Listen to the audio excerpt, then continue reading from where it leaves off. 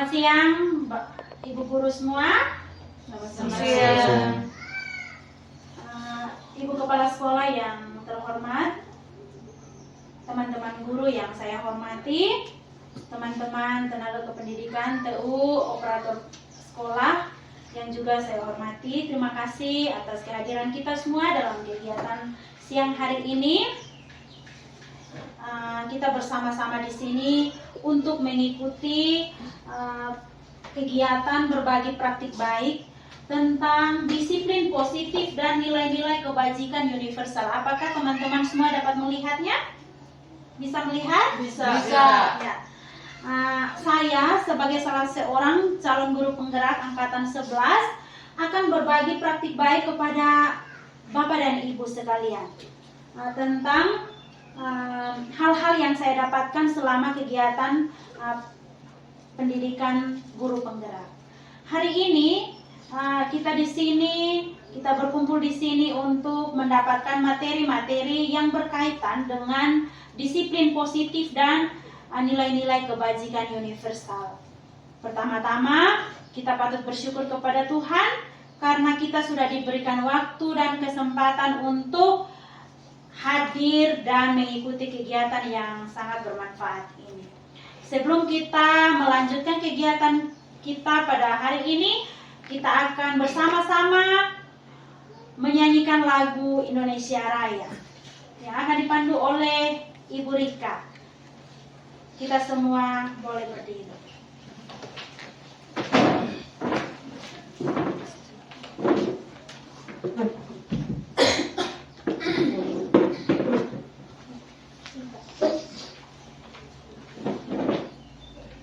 Hiduplah Indonesia Raya. 3. Indonesia tanah airku, tanah tumpah darahku. Di sanalah aku berdiri, jadi pandu ibuku. Indonesia kebangsaanku, bangsa dan tanah airku. Marilah kita berseru, Indonesia bersatu. Hiduplah tanahku, hiduplah negeriku, bangsaku, rakyatku semuanya. Bangunlah jiwanya, bangunlah badannya untuk Indonesia Raya. Indonesia Raya, merdeka, merdeka, tanahku, negeriku yang ku cinta. Indonesia Raya, merdeka, merdeka, hiduplah Indonesia Raya. Indonesia Raya, merdeka, merdeka, tanahku, negeriku yang ku cinta. Indonesia Raya, merdeka, merdeka, hiduplah Indonesia Raya. Terima kasih. Hadirin silakan duduk kembali dan akan dilanjutkan dengan doa pembuka oleh Ibu Erli. Pada Ibu Erli saya silakan. Kita berdoa.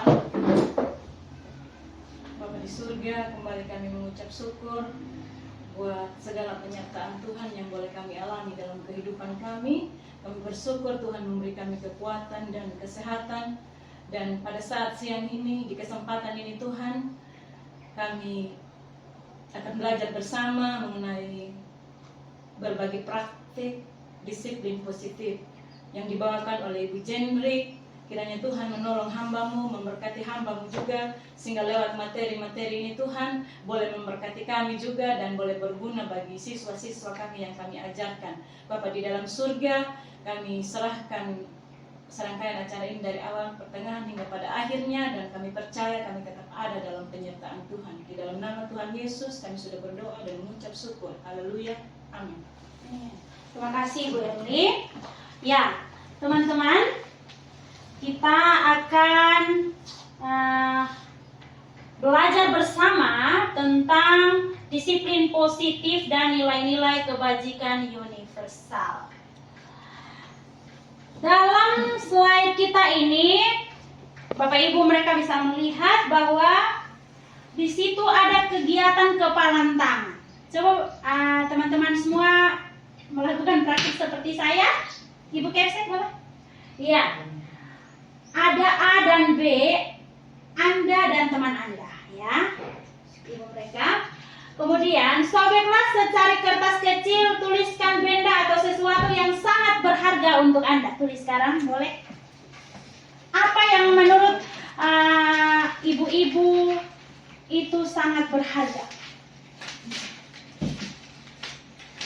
Ya, boleh ya, cepat-cepat ya. Letakkan di salah satu tangan Anda dan genggam yang berharga itu yang kalian tulis, yang teman-teman tulis. Genggam benda atau sesuatu tersebut dengan segala daya, maksudnya sekeras mungkin, genggam aja. Iya, apa yang berharga tulis, misalnya pasanganmu, oh pasangan saya sangat berharga, genggam aja. Atau emas saya, atau mobil saya, atau anak saya, boleh tulis di situ. Atau pena saya, kalau misalnya itu yang berharga menurut ibu-ibu semua. Bisa mengerti? Bisa ya? Bisa paham ya teman-teman? Kemudian buatlah sebuah kepala gini tadi. Ya. Saya contohkan. Contoh saya ya, boleh benar. Suami ya, suami. Gini ya, kuat, sekuat tenaga. Kemudian coba salah seorang di antara teman-teman saling meminta itu yang tadi berharga, atau mengambilnya, atau membujuk, menghardik, atau apa saja caranya teman-teman. Coba minta di teman, minta apakah yang kasih, yang ini teman bisa kasih atau tidak. Maksudnya bahwa jadi begini, maksudnya bagaimana caranya si ini yang berharga, milik ibu ini berharga, bisa dikasih ke kita. Bisa paham? Bagaimana caranya? Ayo silakan sekarang, kegiatannya 2 menit ya, silakan. Membujuk. Boleh tidak saya mau baca dan mau tahu kira-kira hal apa yang berharga yang kakak pengen. Saya tidak mau. Tidak mau. Ayo Mama Kepsek, Mama Kepsek minta Mama Kepsek. Nanti saya traktir. Saya minta itu saja. Saya tunggu sebentar Ibu Kepsek, saya tunggu di jalan Ibu Kepsek punya motor. Akhirnya dapat ya. Ada teman-teman yang sudah mendapatkan? Belum. Wah, mantap ya, sama-sama mempertahankan ya. Ayo coba. Saya sudah dapat loh. Sampai dapat. Dengan cara apapun. Boleh menghardik, mengancam, atau rampas, atau pukul boleh. Boleh. Silakan. Ini kegiatan sangat menyenangkan ya. Saya sudah dapat Ibu Kepsek punya dengan cara tepuk tangan buat kita. Tidak ada yang berani minta deh Bu. Tidak ada yang berani. Ayo kita kembali. Minta.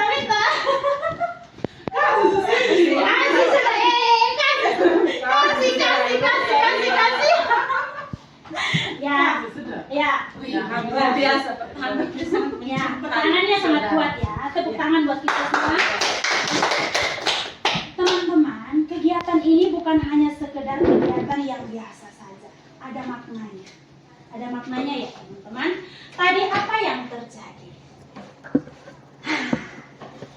inilah yang kita mau belajar.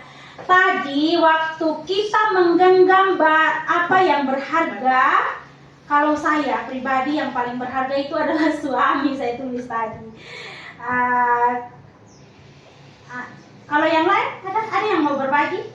Saya tulis pendidikan. Pendidikan, hebat. Saya anak Coba saya. ada. saudara. Anak saya. Anak, saudara, Ibu Rita?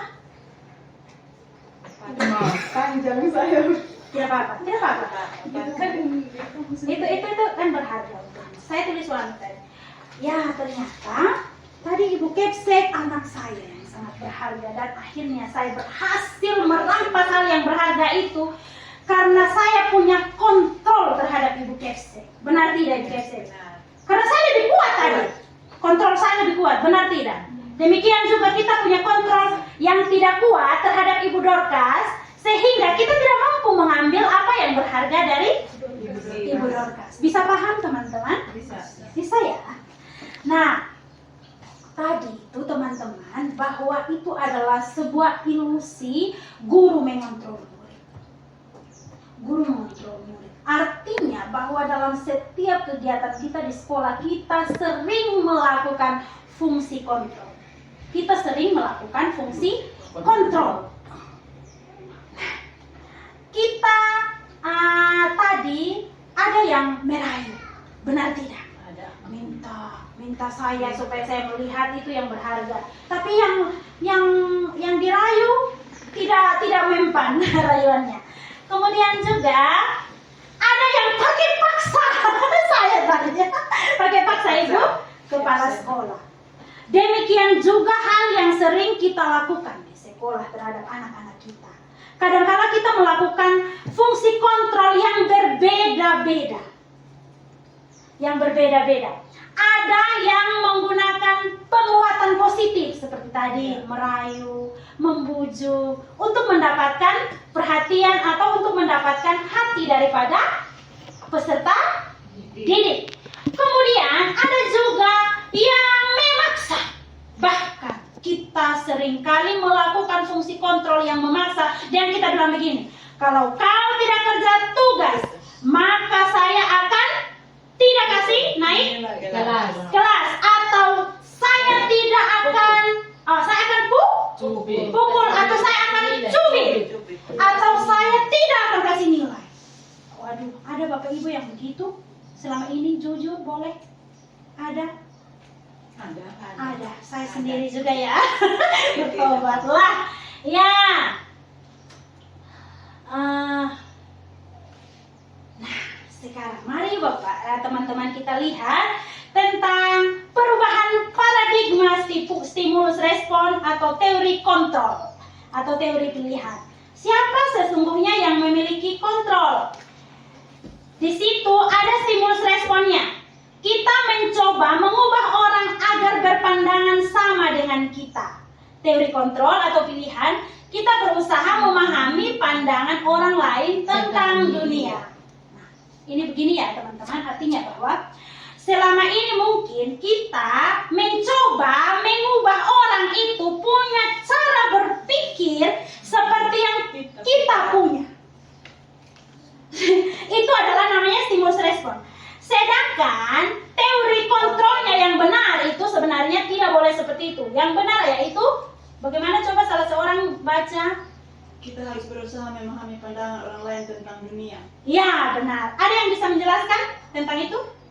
Bisa Dirita? Bisa. Silakan. Oke, terima kasih buat kesempatan yang diberikan. Yang di sini yang saya pahami tentang kita berusaha memahami pandangan orang lain tentang dunia.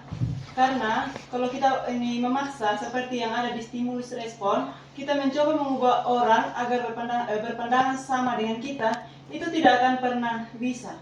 Karena cara berpikir orang, cara pandang orang tentang sesuatu itu berbeda. Misalnya, pemahaman saya tentang stimulus respon atau tentang ini disiplin positif itu pasti berbeda dengan teman-teman yang lain. Benar. Jadi, kalau kita mau paksa, maka tidak akan ada hasil. Karena orang tersebut akan tetap mempertahankan argumennya atau pemahamannya tentang terkait hal tersebut. Jadi di sini terima kasih buat materi hari ini menguatkan kita untuk kita bisa memahami lagi bahwa kita harus berusaha memahami pandangan orang lain tentang dunia. Ya. Mungkin itu saja dari saya, kakak. Tepuk salut. Salut, salut. Salut, salut. Salut. Terima kasih Ibu Rita ya, yang sudah memberikan penjelasan yang sangat-sangat menarik dan itu sangat relevan dengan penjelasan ini. Kemudian yang kedua teman-teman, kita lanjut. Perilaku buruk dilihat sebagai suatu kesalahan. Kalau stimulus responnya, misalnya anak berbuat salah, kita itu melihat itu sebagai suatu kesalahan atau bertindak buruk. Sepertinya anak suka mengamuk atau suka memaki atau tidak kerja tugas, kita melihat bahwa itu sebagai salah satu kesalahan. Benar atau tidak? Benar. Ya. Teori kontrolnya, semua perilaku memiliki tujuan. Begini maksudnya teman-teman ya, bahwa ternyata ketika anak mengamuk ada alasan kenapa dia. Mungkin saja dia berasal dari orang tua yang broken, atau bisa saja dia berasal dari tempat tinggal yang dia tidak mampu menyalurkan emosinya, sehingga ketika tiba di sekolah sini dia menyalurkan itu lewat perilaku yang buruk itu tadi.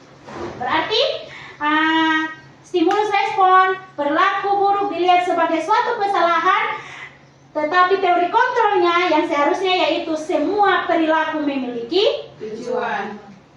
Lanjut ya. Yang ketiga, saya bisa mengontrol orang lain. Nah, seperti yang tadi. Kita berpikir bisa mengambil apa yang berharga daripada tangan teman kita karena kita berpikir bahwa kita mampu mengontrol dia. Nah, yang benar itu bagaimana? Ada teman yang bisa menjelaskan? Anda tidak? Hanya Anda yang Orang bisa lain mengontrol bisa diri Anda. Ya, benar ya. Ada yang bisa menjelaskan tentang ini? Boleh. Terima kasih buat kesempatan yang diberikan. Di poin Anda tidak bisa mengontrol orang lain. Ya, ini memang jelas karena memang kita tidak bisa mengontrol diri orang lain. Misalnya ketika kita yang tahu diri kita adalah kita sendiri. Benar. Kayaknya terbalik, orang lain bisa mengontrol saya, itu nomor 3. Gimana? Bukan saya bisa mengontrol orang lain, itu D4, itu nomor 3. Oh ya, silakan. Silakan nomor 3. Untuk diri saya. Ya, Ini dia punya. nomor 3. Oke. Mohon maaf, Lanjut. hanya Anda yang bisa mengontrol diri saya. Kalau menurut saya, bagaimana ya? Kayaknya agak berbeda sedikit dengan yang ini. Karena hanya Anda yang bisa mengontrol diri saya. Anda yang dimaksud adalah mungkin bisa jadi pimpinan. Contohnya, pimpinan bisa Tidak, hanya Anda yang bisa mengontrol diri Anda. saya sendiri. Oh, ya. Ya betul. Nah, kalau yang salah stimulus respon yaitu bahwa orang lain bisa mengontrol saya, padahal tidak bisa. Buktinya tadi Ibu Dora tidak bisa kontrol dia. Ya, bisa paham? Lanjut ya. Terus pemaksaan ada, bisa paham teman-teman? Bisa. Bisa paham? Tepuk tangan dulu buat kita. Nah, saya lanjut. Saya bisa mengontrol orang lain. Teori kontrol atau pilihannya Anda tidak bisa mengontrol orang lain. Contoh tadi ya, kepalan tangan itu ya. Terus pemaksaan ada pada saat bujukan gagal. Benar tidak? Tadi ketika Ibu Kepsek tidak mau saya bujuk, akhirnya saya paksa. Itu salah ternyata. Ternyata yang benar adalah, mari kita sama-sama baca. Kolaborasi dan konsensus menciptakan pilihan-pilihan baru. Ya, keren. Sesungguhnya tidak boleh memaksa. Kita hanya perlu berkolaborasi. Kemudian, model berpikir menang atau kalah itu di stimulus responnya. Sedangkan teori kontrol pilihannya model berpikir menang. Jadi tidak ada yang dikalahkan atau tidak ada yang ditindas ya teman-teman. Bisa paham? Bisa. Oke, kita lanjut. Nah, sekarang mari kita lihat apa itu disiplin positif. Di sini ada teori kontrol, teman-teman, teori pilihan Dr. William Glasser. Di situ dikatakan ada 4. Anda tidak bisa mengontrol orang lain, hanya Anda yang bisa mengontrol diri Anda. Kemudian yang kedua, semua perilaku memiliki tujuan. Yang ketiga, model berpikir menang-menang, kolaborasi dan konsensus menciptakan pilihan-pilihan baru. Yang keempat, Realitas. ya lanjut. Kebutuhan kita berbeda, kita berusaha memahami pandangan orang lain tentang dunia. Setiap orang memiliki gambaran berbeda. Keren. Ya benar ya. Jadi begini teman-teman, kenapa kita harus perlu memahami itu sebagai guru? Kenapa kita perlu? Karena itu tadi makna disiplin positif. Makna disiplin itu sendiri teman-teman, yaitu belajar kontrol diri dengan menggali potensi kita. Kemudian kita dapat mencapai tujuan yang mulia, yaitu menjadi seseorang yang kita inginkan berdasarkan nilai-nilai yang kita hargai. Tanpa dipaksa atau tanpa kita juga memaksa orang lain, tetapi kita hidup dengan apa yang menurut kita itu benar, dengan sesuai dengan nilai-nilai kebajikan universal. Sebentar kita akan belajar tentang nilai-nilai kebajikan universal. Nah, nilai-nilai diri kita, Ibu Dora, itu akan membuat kita dapat berperilaku positif di mana saja. Dan itu akan membentuk integritas dan karakter pribadi kita. Kemudian, semua perilaku memiliki tujuan. Ini ada teori motivasi, yaitu yang pertama, motivasi intrinsik. Motivasi intrinsik itu teman-teman, yaitu motivasi yang berasal dari dalam, yaitu untuk menghindari hukuman. Terkadang kita begini teman-teman. Untuk kita menghindari hukuman, kita mulai berbuat sesuatu hal yang baik atau sesuatu hal yang positif. Contohnya, boleh saya kasih contoh? Boleh. Saya, Ibu Jendri, datang pagi setiap hari Senin agar saya tidak dimarahi kepala sekolah. Itu ya, dari dalam diri saya ya, untuk menghindari apa? Tidak dimarahi kepala sekolah. Kemudian untuk mendapatkan imbalan, saya berbuat baik di sekolah supaya teman-teman guru saya membalas saya untuk berbuat baik. Itu contohnya. Untuk mendapatkan imbalan. Tindakan-tindakan yang kita lakukan untuk mendapatkan imbalan.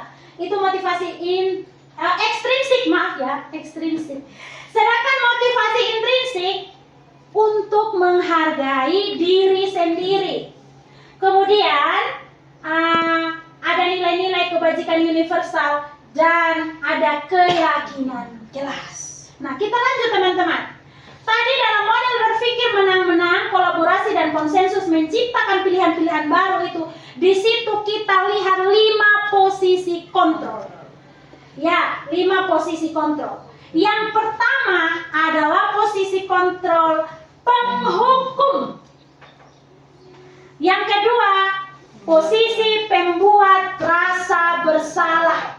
Yang ketiga, posisi teman. Yang keempat, posisi pemantau. Yang kelima, manajer. Kemudian dalam model berpikir menang-menang ini juga ada segitiga restitusi, yaitu yang pertama,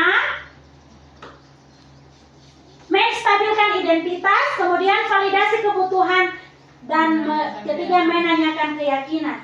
Dan yang terakhir, yaitu realitas kebutuhan kita berbeda-beda. Untuk kita melakukan fungsi kontrol yang baik atau yang benar, kita harus memahami 5 kebutuhan dasar manusia.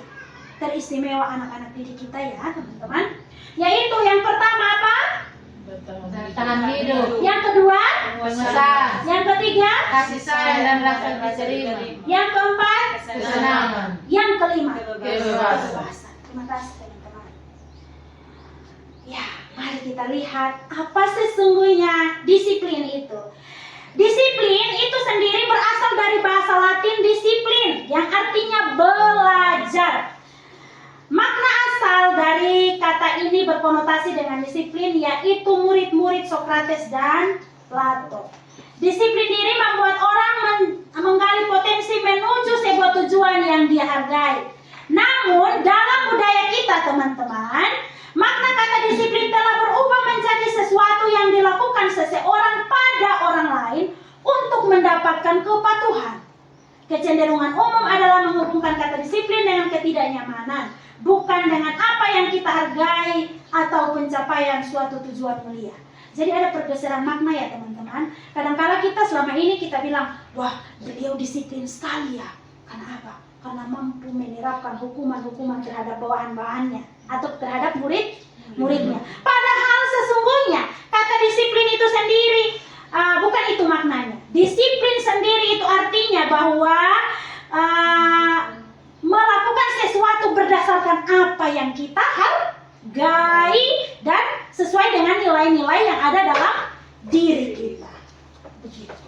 Untuk pencapaian suatu tujuan yang paling mulia. Ya, mari kita lihat nilai-nilai kebajikan universal.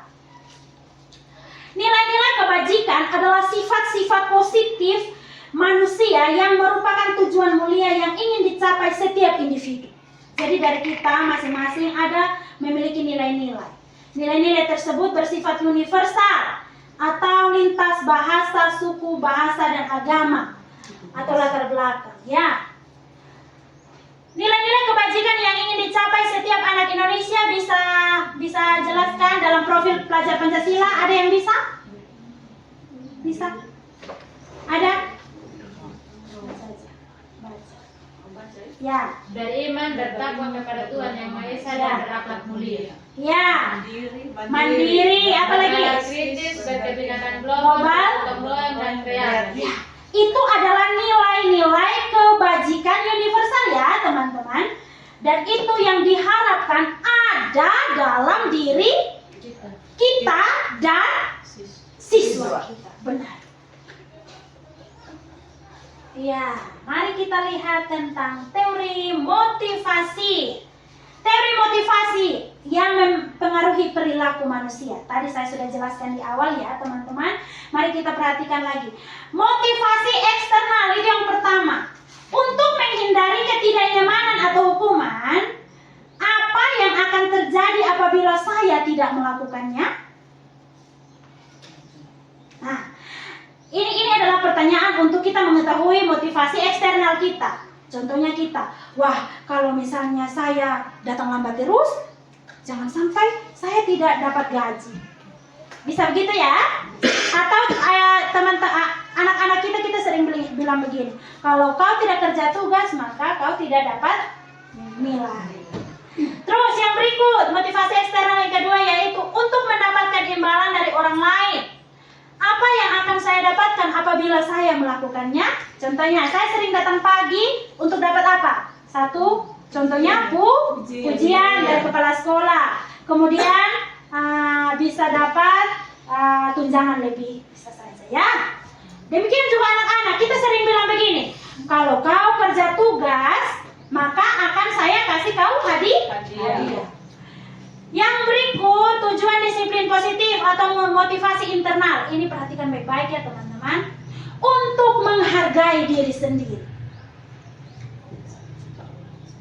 Saya akan menjadi orang yang seperti apa bila saya melakukannya.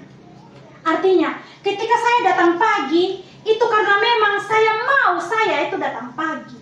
Begitu. Bukan karena supaya kepala sekolah memuji saya. Bukan karena tunjangan atau bukan karena sertifikat penghargaan. Contohnya kita mengikuti workshop untuk pengembangan diri kita sebagai guru. Apakah hanya karena kita dibayar, dikasih uang transport, atau karena memang kita mau untuk memperkaya diri? Iya, untuk memperkaya ilmu yang kita dapat. Itu ya teman-teman, itu adalah tujuan disiplin positif.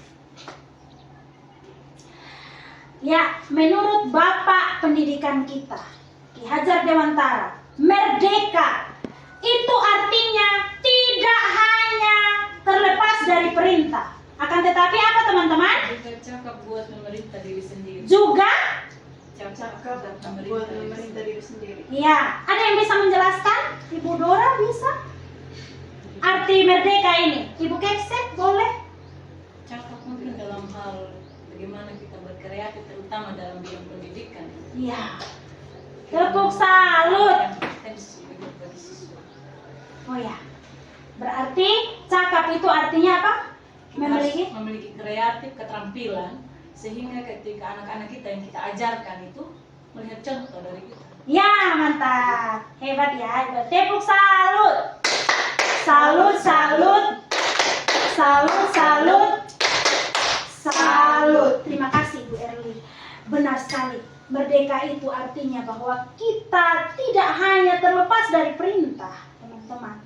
Tetapi kita juga cakap memerintah diri kita sendiri sesuai dengan kebajikan universal yang tadi saya sudah jelaskan. Dihukum oleh penghargaan. Ya, mari kita lihat. Penghargaan berlaku sama dengan hukuman dalam arti meminta atau membujuk seseorang melakukan sesuatu untuk memenuhi tujuan tertentu dari orang yang meminta atau membujuk. Dorongannya eksternal dan akan ada faktor ketergantungan. Beberapa dampak dari pemberian penghargaan. Jadi ketika kita memberikan penghargaan ternyata tidak selalu bagus ya teman-teman. Nanti orang yang kita beri penghargaan itu akan ketergantungan. Iya. Murid-murid kita juga tergantung. Jadi ketika kita tidak memuji mereka, mereka tidak akan lagi melakukan yang kita suruh atau perintahkan atau minta. Gitu. Pengaruh jangka pendek dan jangka panjang. Ada penghargaan yang menghukum, kemudian penghargaan mengurangi ketepatan. Karena terlalu kita memberi penghargaan, akhirnya mereka tidak tepat lagi. Tidak dapat waktu. Ya benar, karena kita selalu memberikan aja penghargaan begitu. Kemudian penghargaan tidak efektif, penghargaan merusak hubungan. Dengan menyepakati keyakinan bersama, mewujudkan motivasi intrinsiknya, tidak lagi motivasi eksternal, seperti dengan pemberian penghargaan. Ya, dalam memberikan apresiasi, ini adalah bentuk program kebajikan ya teman-teman. Yaitu ada beberapa hal yang perlu kita lakukan. 1. Beri pengakuan secara khusus. Ada yang bisa teman-teman memberikan pendapat kepada anak-anak kita secara khusus?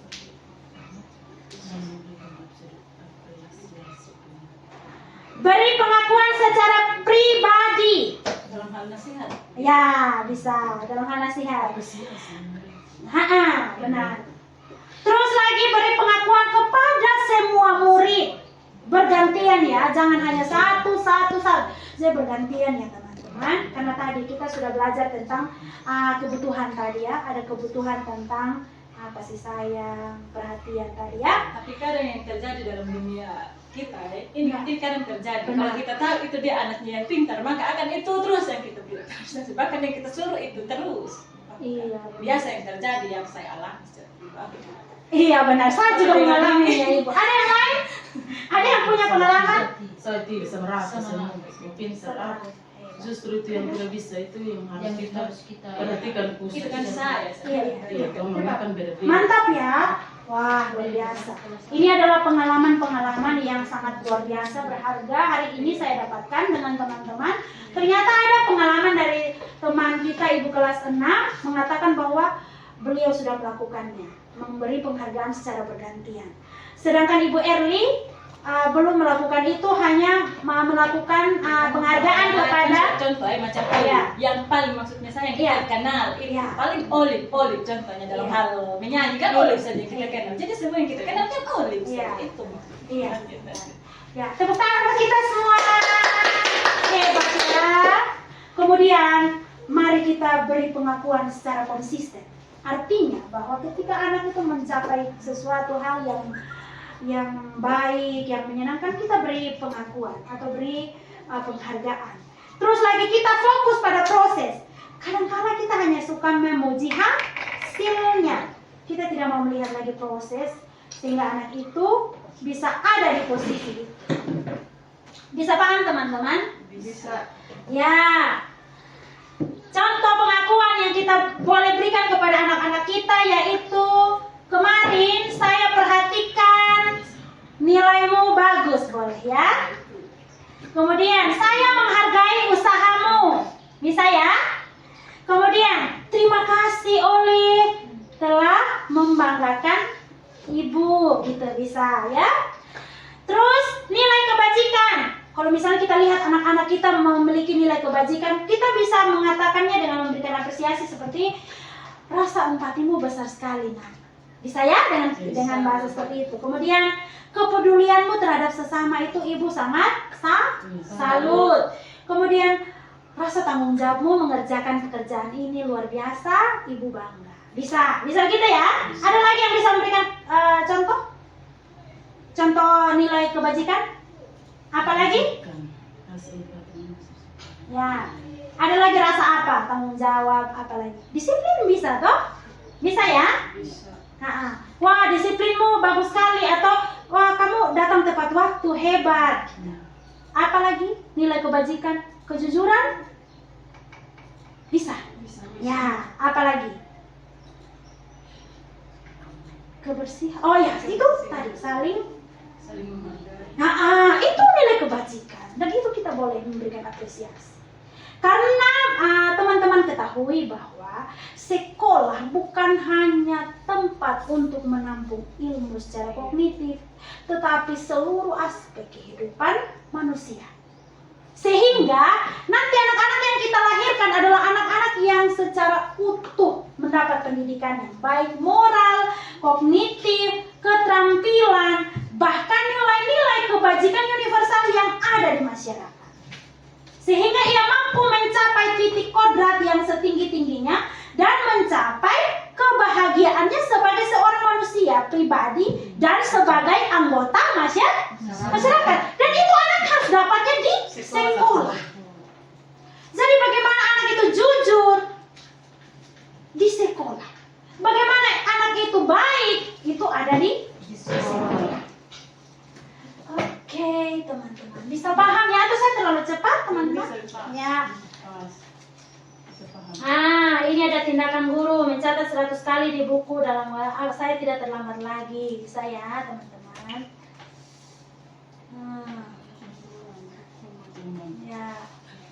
Ya, mari kita lihat ini, teman-teman. Coba kita melihat itu. Coba Ibu Dora bacakan yang paling pertama. Mencatat 100 kali di dalam buku kalimat, saya tidak akan terlambat karena terlambat ke sekolah. Ya, itu hukuman atau konsekuensi, teman-teman? Hukuman ya. Nah, mari kita lihat yang bentuk konsekuensi. Yang di bagian bawah, Ibu Rika tolong baca. Menggantikan kertas tugas teman yang telah dicoret-coret. Ya, itu apa? Konsekuensi. Ada yang bisa kasih saya penjelasan tentang perbedaan hukuman dan konsekuensi? Bisa. Ayo berpikir, tidak apa-apa. Konsekuensi. Ya, tadi itu, dengan membaca contoh itu. Ayo berpikir. Hukuman kan kita otomatis ya secara kita lihat yang nyata yang kita selalu di kelas kalau macam mereka nakal kan kita pukul karena kita cubit. Kalau konsekuensinya kan kita kasih ini ganti mungkin. Kalau konsekuensi mungkin dari itu saudara saya. Tepuk tangan buat Ibu Dora. Ada lagi? Apa bedanya? Itu tadi sudah bagus. Ada lagi yang lain punya pendapat? Saya tidak akan terlambat lagi karena di sekolah. Tadi yang Ibu Dora jelaskan sudah. Ada lagi yang lain?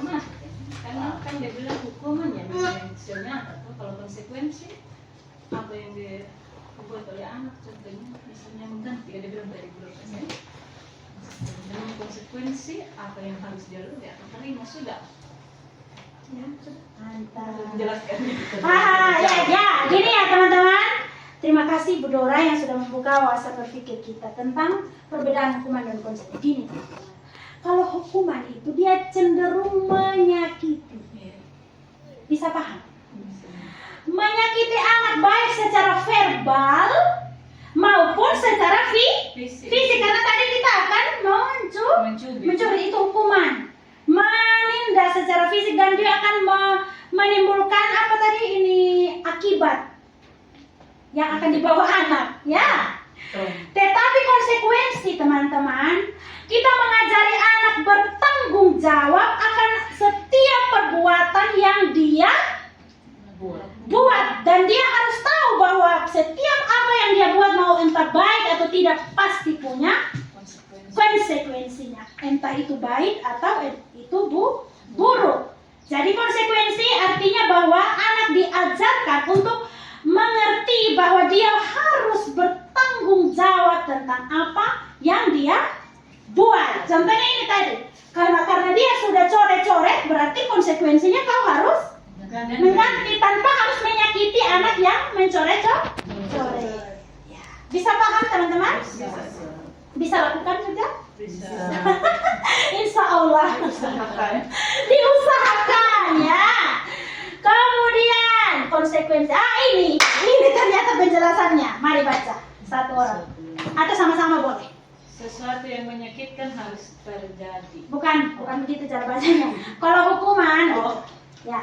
Terus sedangkan konsekuensi gitu. Ayo, 1, 2, 3. Hukuman sesuatu yang menyakitkan harus terjadi. Konsekuensinya sesuatu harus terjadi. Ya. Tuh, yang kedua. Hukuman membuat anak sakit Fisik maupun hati. fisik maupun hati untuk jangka waktu lama. Itu tadi yang sudah disebut. Konsekuensi membuat anak merasa tidak nyaman dalam jangka waktu pendek. Bisa paham, teman-teman? Bisa. Kemudian lanjut. Yang hukuman anak membenci kedisiplinan. Konsekuensi anak menghargai disiplin. Ya, terus berikut. Hukuman paksaan. Konsekuensi stimulus pendapat. Yang berikut. Hukuman mendorong anak menyakiti diri sendiri. Konsekuensinya mendorong anak agar mudah menyesuaikan diri. Ya, terus. Hukuman konsep diri yang buruk. Konsekuensi konsep diri yang baik. Hukuman anak belajar untuk memiliki rasa. Konsekuensi anak belajar untuk memiliki aturan. Terakhir. Hukuman marah, rasa bersalah, dipermalukan, merasa tak dihargai. Konsekuensi adalah dibuat tidak nyaman, diasingkan untuk sementara. Nah, itu yang tadi, itu jawabannya tadi. Kalau kita Sudah paham, teman-teman? Sudah ya? Nah, sekarang saya mau bertanya sama teman-teman. Selama ini sudah melakukan menerapkan hukuman atau konsekuensi? Jujur saja. Tidak paham. Dua-duanya. Dua-dua. Ya, bisa kasih contoh Ibu Rika, satu kasus saja. Ibu menerapkan hukuman dan Ibu menerapkan konsekuensi. Yang lain siap ya? Silakan, teras. Ya kadang-kadang kalau hukuman itu Contoh. kadang saya cubit, Benar. bahkan saya tempelin anak. Jadi konsekuensi? Konsekuensi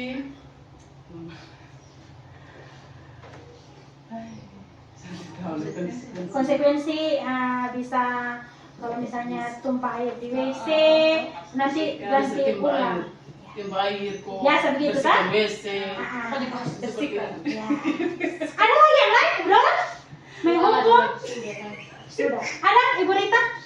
Kalau bagi saya kakak, kadang saya melakukan pemaksaan seperti itu. Misalnya kalau anak-anak tidak ada tugas, dan ada anak-anak yang memang malas tahu dengan tugas. Ketika dikasih mereka tidak mau kerja. Jadi kadang saya membuat pemaksaan seperti itu. Yang seharusnya di situ ada stimulus pendapat konsekuensinya. Iya. Tapi saya tidak paham yang itu. Saya melakukan pemaksaan seperti itu. Terima kasih ya. Ada Ibu Eri? Kalau saya hukuman, kadang saya cubit juga namanya kan di kelas 1 tuh kadang ada rasa, pokoknya rasa gemas juga tahu, jadi kadang saya cubit. Tapi kalau konsekuensi kadang-kadang saya terutama saya kalau kelas belum bersih. Jadi saya sebelum belajar wajib bersih sama kelas. Biar sudah jam lambat waktu tetap harus bersihkan kelas baru saya mengajar. Itu saya. Itu konsekuensi anak kelas 1. Wah, keren ya. Tepuk tangan buat Tapi kita kan sudah semua. masuk dalam disiplin. Tepuk tangan buat kita. Sabar ya teman-teman, mana tas saya tadi? Oh, ini di bawah. Sudah 20 menit. Masih 1 jam.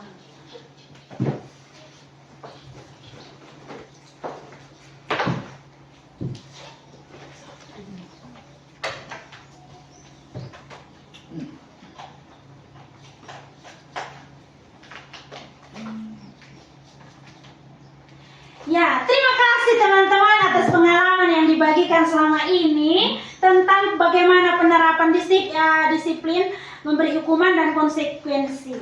Nah, sekarang kita sudah belajar bahwa ternyata semua tindakan punya tujuan. Setiap anak melakukan kesalahan atau melakukan perilaku buruk, kita sudah tahu bahwa itu memiliki alasan atau memiliki tujuan. Jadi mari, saya mau tanya teman-teman semua, Ibu Kepse, saya mau tanya, kita sekarang sepakat mau kasih anak apa? Menurut teman-teman? Konsekuensi. Konsekuensi ya, sepakat ya? Iya. Komitmen ya? Iya. Guru SDM YW sepakat untuk mulai hari ini memberi konsekuensi bukan Hukuman. Kenapa kita memiliki komitmen begitu? Karena apa tadi ini? Membuat anak sakit, fisik maupun hati. Ya, kita tidak boleh membuat anak Untuk jangka Sakit? Sakit hati dalam hati dan fisik. Trauma. Bapak Ibu tahu, pengalaman anak di masa SD, terutama kita guru SD, akan dibawa sampai dia masuk ke dalam liang lahat. Makanya mari kita menciptakan pengalaman-pengalaman belajar yang menyenangkan dan tidak menyakiti anak.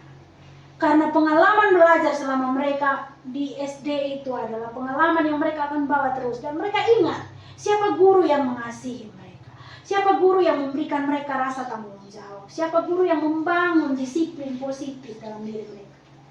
Gitu ya teman-teman. Jadi mari kita belajar untuk melakukan konsekuensi, bukan memberikan hukuman. Kita mulai dari dalam diri kita. Ya.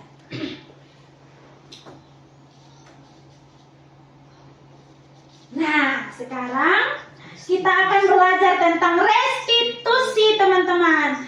Atau kita ice breaking dulu boleh? Semua berdiri? Ya, semua berdiri. Sedikit lagi kita punya materi selesai. Boleh. Ya, kita menyanyi lagu di kepak-kepakan saya boleh? 1, 2, 3. Di kepak-kepakan sayapnya, digeleng-geleng kepalanya, agar tubuh sehat dan kuat untuk acara selanjutnya. Digoyang-goyang kaki kiri. Digoyang-goyang kaki kiri, digoyang-goyang kaki kanan, agar tubuh sehat dan kuat untuk acara selanjutnya. Goyang kiri, goyang kiri, srek-srek, goyang kanan, srek-srek, putar ke kiri, putar ke kanan. Goyang kiri, srek-srek, goyang kanan, srek-srek, putar ke kiri, putar ke kanan. Mari kita lihat ya Bapak, teman-teman. Restitusi. Apa itu restitusi? Restitusi adalah proses menciptakan kondisi bagi murid untuk memperbaiki kesalahan mereka. Kemudian, sehingga mereka bisa kembali pada kelompok mereka dengan karakter yang lebih kuat. Kemudian, restitusi juga merupakan proses kolaboratif yang mengajarkan murid untuk mencari solusi untuk masalah mereka dan membantu murid berpikir tentang orang seperti apa yang mereka ingin menjadi, tujuan mulia, atau bagaimana mereka harus memperlakukan orang lain. Itu tadi ya Bapak, teman-teman ya. bahwa restitusi itu kita mengembalikan posisi anak itu, misalnya dia sudah salah tadi, teman-teman. Restitusi itu adalah mengembalikan kembali dia ke jalan yang benar, supaya bukan lagi ketika dia melakukan disiplin itu, teman-teman, bukan karena dia takut pada hukuman atau dia membutuhkan penghargaan, tetapi oleh karena apa? Dari dalam dirinya sendiri dia ingin menjadi seperti itu. Bisa paham? Bisa. Jadi restitusi itu kita mau buat anak didik kita melakukan sesuatu hal yang baik bukan karena kita. Bisa ya? Bisa. Tetapi oleh karena dia punya kemauan dari dalam diri sendiri akan jadi seperti itu. Contohnya begini ya teman-teman. Contohnya Olive. Olive dia menjadi anak yang baik bukan karena Ibu Rika atau bukan karena Ibu Jendri, tetapi karena memang dari dalam dirinya dia memang mau jadi anak yang baik. Ya, bisa ya? Bisa paham tentang restitusi tadi teman-teman? Bisa. Ya, itu ada identitas gagal, identitas sukses. Kalau identitas gagal itu hukuman tadi ya, yang kita sudah tidak mau pakai. Sedangkan identitas sukses ada konsekuensi, ada restitusi. Ya, lanjut. Nah, mari kita lihat 9 ciri-ciri restitusi. 1. Bukan untuk menebus kesalahan, namun Untuk belajar dari kesalahan. mantap. Ada yang bisa memberi penjelasan? Bisa. Ada yang bisa memberi penjelasan singkat? Boleh. Contoh, kasih contoh konkret. Saya sudah salah kesalahan. Belajar dari kesalahan. Macam tadi kita bilang kita sudah cubit anak, tapi dengan adanya materi yang tadi tuh kita mulai menyadari sudah belajar dari kesalahan itu sehingga kita tidak melakukan hal itu lagi. Wow, keren. Tepuk hebat. Hebat, hebat. Hebat, hebat. Hebat. Hebat, ya. Ibu Kepsi, bisa? Ada contoh? Contoh, belajar dari kesalahan. Kita kalau mau buat tanpa kesalahan, namun kita belajar dari kesalahan supaya kita tidak membuat lagi. Wah, tepuk tangan buat Kepse, Ibu Kepse. Ya, terima kasih Mama Kepse. Benar sekali. Ini adalah salah satu ciri restitusi, teman-teman. Jadi ketika anak membuat kesalahan, kita tidak langsung bilang menghakimi dia. Kau anak yang sial, kau anak yang tidak tahu apa-apa. Kau ikut papa, ikut papa. Ambil baru. Gitu, tidak ya. Tetapi mari kita mengajak anak kita untuk kenapa tadi kesalahan ini. Olive tahu kesalahanmu apa. Olive tahu. Oh iya ibu tahu. Nah kalau tahu seharusnya yang benar seperti apa. Gitu ya. Jadi anak bisa belajar untuk tidak lagi mengulangi kesalahan seperti yang dijelaskan oleh Ibu Kepse dan Ibu kelas 1 tadi Bu Erdi. Kemudian memperbaiki hubungan. Itu adalah ciri yang kedua oleh restitusi ya. Jadi begini teman-teman. Kalau kita mau sering memberi hukuman, maka itu akan menimbulkan efek sakit hati yang sangat panjang, bahkan sampai liang lahat. Tetapi restitusi jika kita melakukan itu malah memperbaiki hubungan. Baik dari anak pembuat masalah dengan kita maupun anak dengan anak yang saling bermasalah. Itu adalah ciri restitusi. Ya. Yang berikut, tawaran bukan paksaan. Kayak tadi.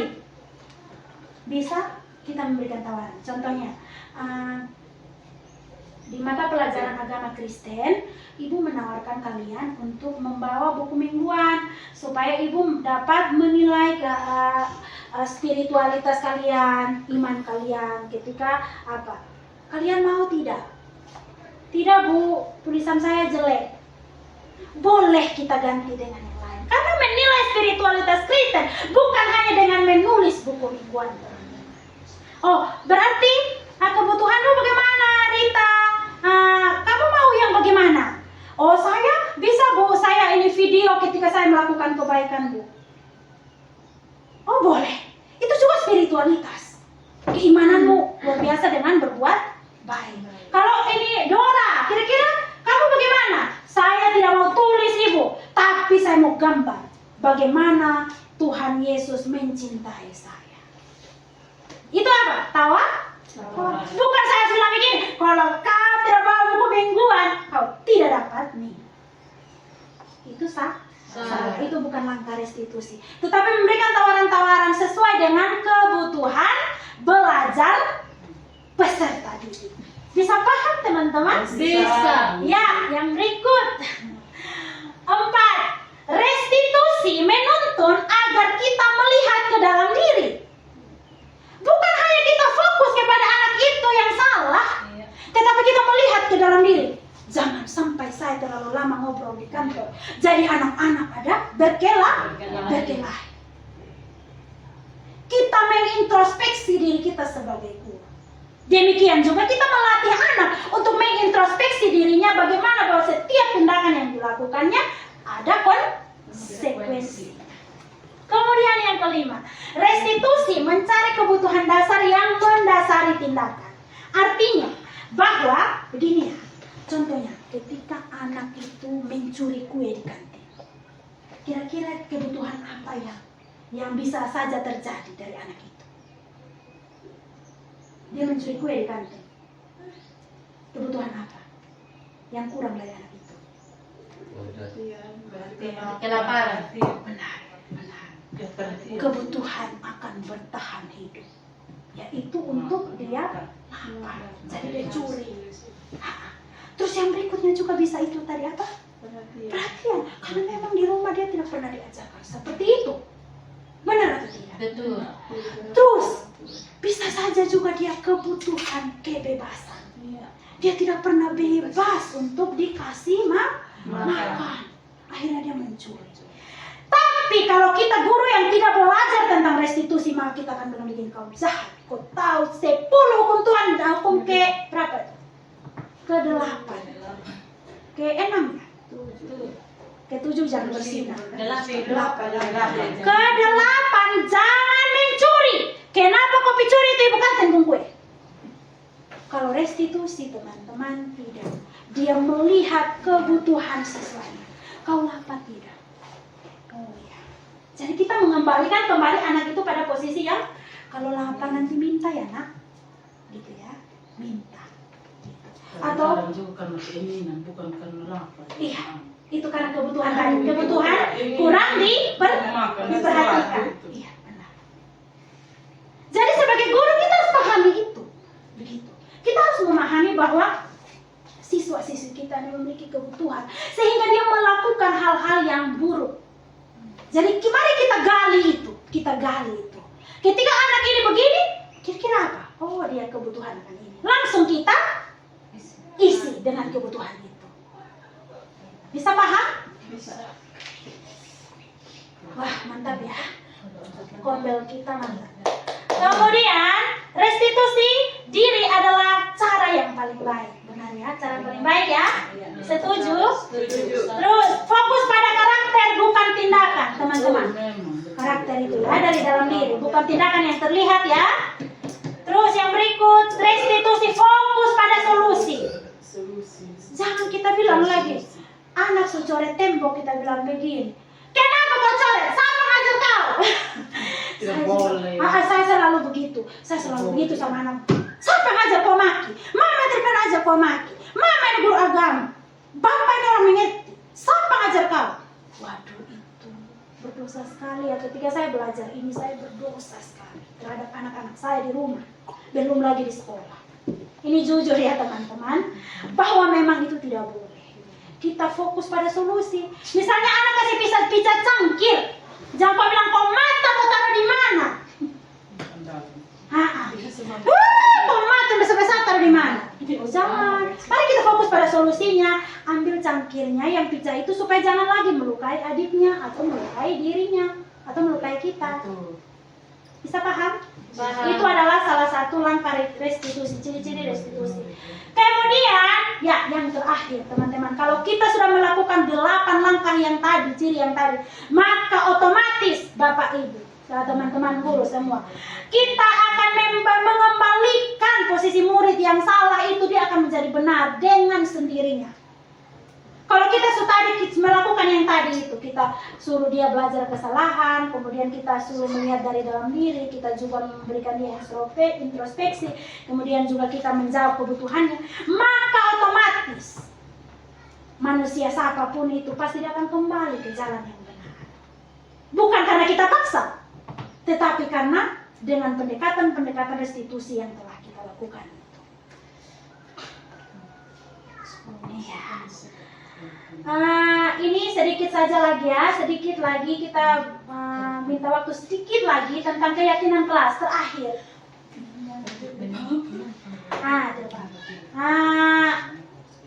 Lewat sedikit tidak apa-apa. Ya, kita akan belajar tentang keyakinan kelas, teman-teman. Mengapa kita memiliki? Adakah kita yang di kelas membuat keyakinan kelas? Belum ya, karena belum belajar. Peraturan? Ada. Contoh, bisa contoh peraturan, siapa? Disiplin waktu, pintar. Apa lagi hebat? Sopan santun, boleh. Ada lagi? Melaksanakan pikir. Apa lagi? Sebelum belajar harus berdoa. Berdoa, bagus. Wah, pintar ya, berarti sudah hebat. Ini begini, mengapa tidak peraturan saja, teman-teman? Kenapa harus keyakinan? Ada yang bisa jelaskan? Mengapa tidak peraturan saja?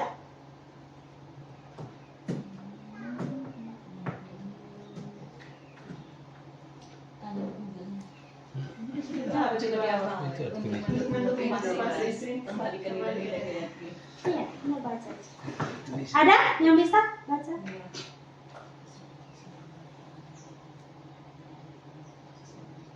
Untuk mendukung motivasi intrinsik, kembali ke nilai-nilai, keyakinan-keyakinan, lebih menggerakkan seseorang dibandingkan mengikuti serangkaian peraturan-peraturan. Iya, itu ya. Begini, artinya saya sering dengar orang bilang begini, peraturan itu untuk dilanggar. Betul atau tidak? Betul. Peraturan akan dilanggar, pasti. Dan itu sudah sangat familiar, sering sekali terjadi. Aja diterobos. Lampu, benar. Saya takut di Werli ya. Itu peraturan loh, tapi dilanggar, Bapak Ibu, dilanggar. Tapi kalau keyakinan, karena itu timbulnya dari dalam diri, dia mau melakukan itu karena dia yakini bahwa itu benar. Benar atau tidak? Jadi kita harus lebih memilih keyakinan, bukan peraturan. Nah, ini budaya positif, yaitu lingkungan yang positif, ada keyakinan kelas, ada peraturan kelas. Ya. Ini contoh kesepakatan kelas atau keyakinan kelas ya. Coba yang ini apa yang kesepakatan kelas yang mana? Datang tepat waktu. Hebat. Mengucapkan salam, Ya. menjaga kebersihan sekolah, Ya. berdoa sebelum dan sesudah kegiatan, aktif dalam pembelajaran, tertib. Ya. Hebat ya. Nah, sekarang mari kita membuat keyakinan kelas kita masing-masing sebagai tindak lanjut kegiatan kita hari ini. Buat berapa aja boleh. Sebagai materi terakhir kita, dan kita akan menutupnya. Mari kita berkomitmen untuk membuat di kelas kita masing-masing. Ini ibu kelas 1, ibu kelas 2, ibu kelas 3, ibu kelas 4, dan saya ibu guru agama. Silakan teman-teman, saya berikan waktu 5 menit. Buat keyakinan kelas sesuai contoh ini ya. Ini ya.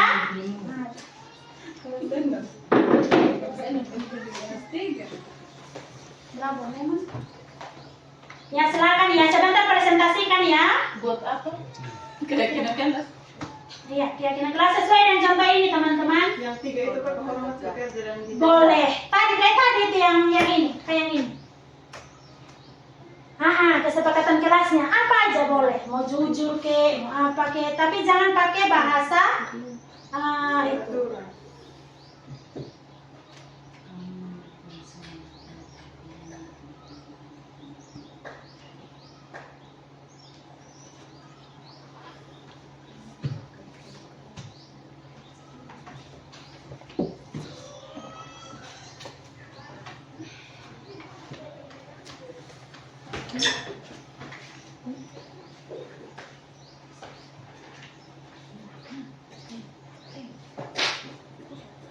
Ah, Silakan berkolaborasi boleh, tidak apa-apa. itu boleh.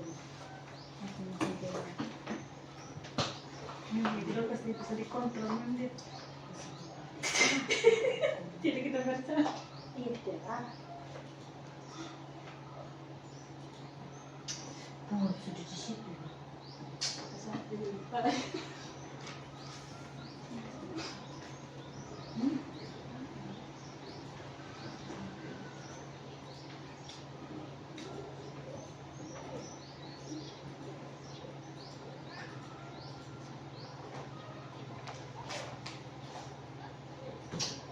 Dua menit lagi teman-teman. Ah,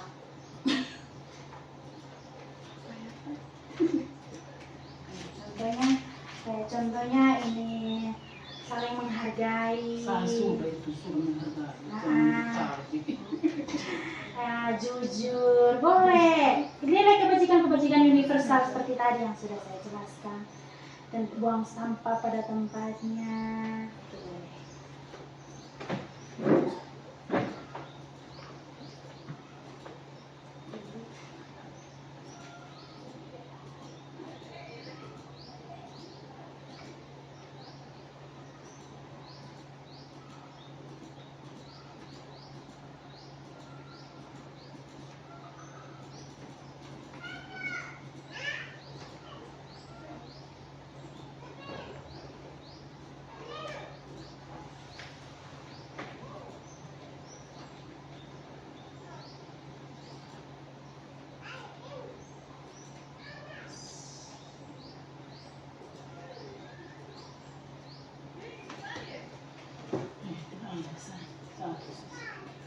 Dua.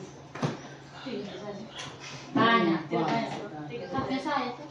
Dicari di kubur. Iya tuh. Ya, sudah ya teman-teman. Mari kita lihat. Siapa yang mau presentasi? Boleh, Ibu Eri duluan. Semua aja. Boleh semua juga boleh. Boleh. Ibu Eri. Berdiri saya. Kok berdiri di sana. Silakan. Keyakinan kelas 1 ya. Keyakinan kelas 1.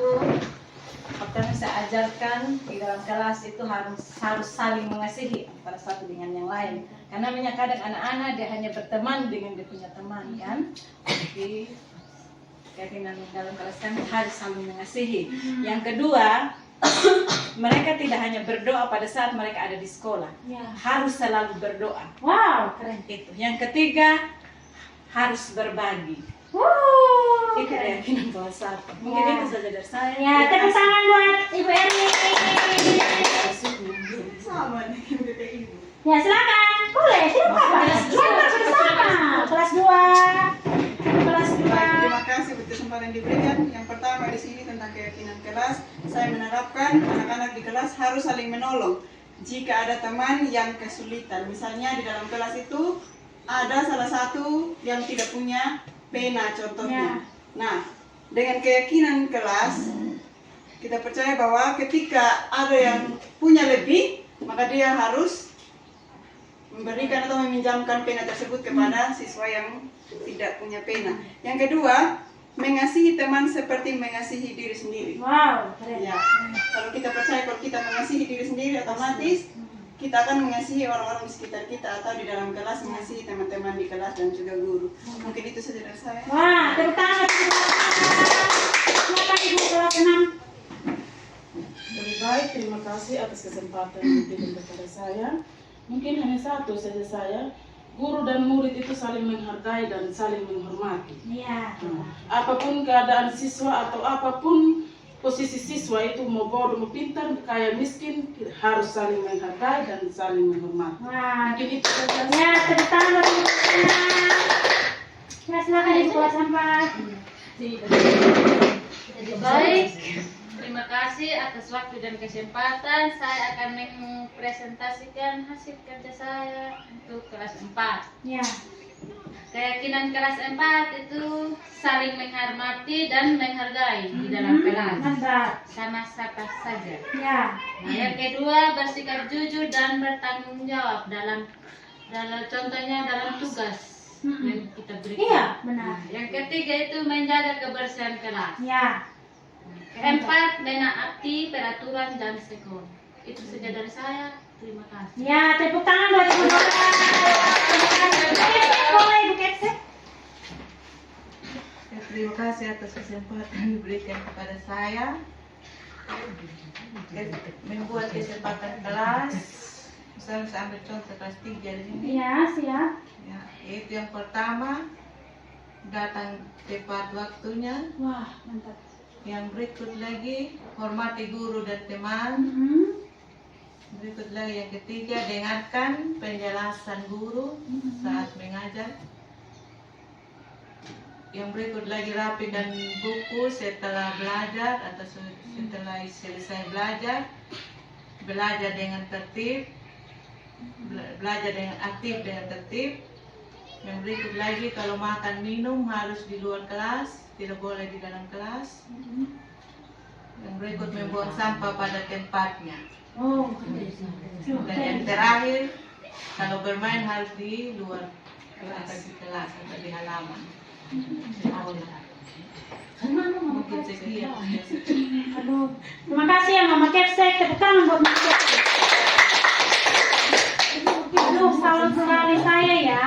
Ini baru pertama kali kita belajar ya tentang keyakinan kelas. Tetapi teman-teman dengan begitu hebatnya menyusun keyakinan kelas. Dan ini sudah nanti ya teman-teman yang kita lakukan di kelas ya. Nanti bisa ditambah dengan nilai-nilai kebajikan universal yang tadi sudah kita belajar sama-sama. Ya, demikian saja seluruh kegiatan kita pada siang hari ini. Terima kasih untuk kebersamaan kita. Saya memberikan kesempatan kepada teman-teman. Apakah mungkin ada yang mau bertanya atau mau memberikan pendapat atau berefleksi tentang kegiatan kita? Apa yang kira-kira teman-teman dapatkan dari kegiatan kita siang ini? Boleh, satu persatu juga boleh, atau mewakili satu orang juga boleh. Ya, bisa. Bisa, silakan berefleksi. Karena kalau saya bertanya otomatis tadi sudah banyak semua Nah, jawab tidak di apa. atas ya. Berefleksi ya teman-teman.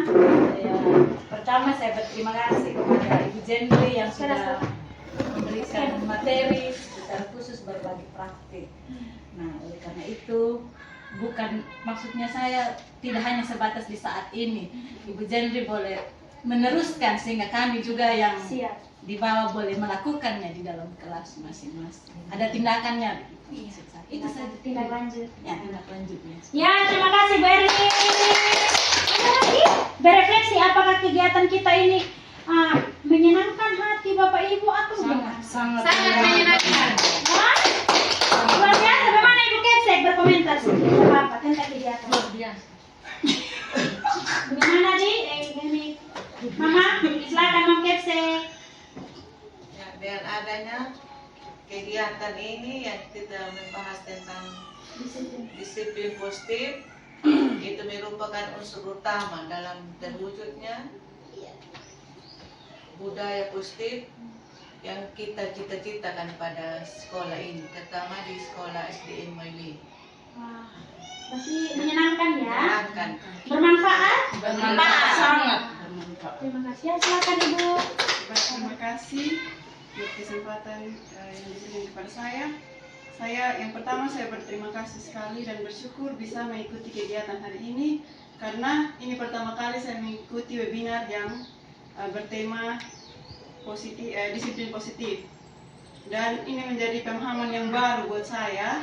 Dan selama ini ketika saya ada di sini saya rasa tidak seperti yang ada di webinar hari ini. Ternyata saya melakukan hal-hal yang misalnya yang tadi tentang ini apa sudah Hukuman. tadi? Ya, hukuman dan juga konsekuensi. Ternyata yang saya lakukan selama ini adalah hukuman, Lebih banyak. bukan konsekuensi. Dan ketika saya belajar hari ini, saya mendapat pemahaman yang sangat luar biasa. Dan saya bisa memahami, oh ternyata kedepannya saya harus melakukan dan saya harus menerapkan konsekuensi di kelas dan dimanapun saya berada. Terima kasih kakak. Ya, hebat. Ya, saya juga ya. Masih ada teman-teman? Selesai habis? Ya, terima kasih banyak untuk kebersamaan kita hari ini, dan saya juga mendapat banyak sekali informasi-informasi dan pengalaman-pengalaman berharga dari teman-teman tadi selama interaksi kita selama kurang lebih 1 jam lebih. Kita bersama-sama untuk bagaimana kita berkomitmen, membangun komitmen bersama untuk menciptakan disiplin positif atau budaya positif yang dikatakan oleh Mama Kepsek tadi. Bagaimana di SDM YW ini menciptakan sebuah lingkungan yang positif, sehingga mulai dari gurunya, mulai dari pimpinan sekolah hingga kepada siswa-siswinya. Terima kasih banyak untuk segala kebersamaan kita. Semoga pembelajaran kita hari ini dapat bermanfaat untuk profesi kita ke depannya, dan saya mohon maaf atas segala kekurangan, atas segala penjelasan-penjelasan yang mungkin saja menyinggung hati teman-teman semua. Mama Kepsek, saya mohon maaf, dan saya berharap kita akan dapat membuat lagi kegiatan yang bermanfaat seperti ini lagi ya. Kita doakan ya. Nah, sekian dulu dari saya. Selamat siang dan salam. Jangan dulu ditutup. Itu kita akan menutup rangkaian kegiatan ini dengan sekali lagi menyanyi lagu kebangsaan kita, yaitu lagu Padamu Negeri. Nah, saya mau berdiri. Padamu negeri, biar saya yang palu ya.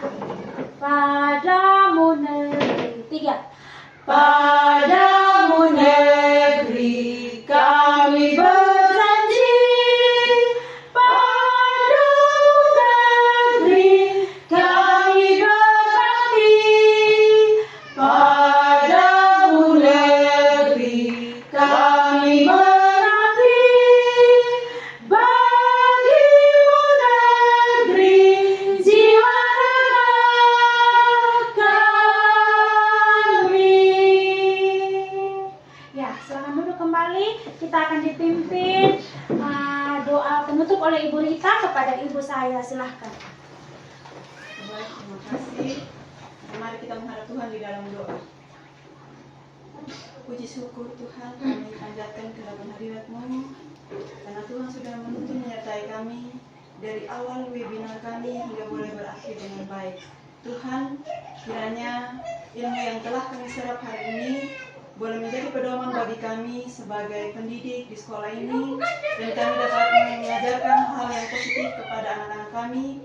Kami dapat menerapkan disiplin positif dalam diri kami, dan juga kami dapat berbagi disiplin positif bagi anak-anak kami, sehingga SDM YW ini dapat terlihat memiliki aura yang positif dan maju.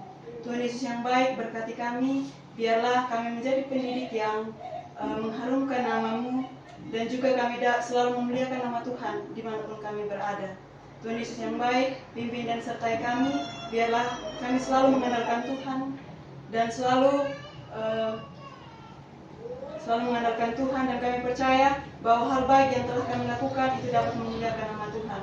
Tuhan Yesus yang baik, ini doa dan permohonan kami hanya di dalam nama Anak Yesus Kristus. Kami datang dan berdoa kepada Allah Bapa di surga. Haleluya, amin. Terima kasih. Demikianlah seluruh rangkaian acara kita. Selamat siang, shalom. Shalom. Bisa langsung dulu. Loh, biar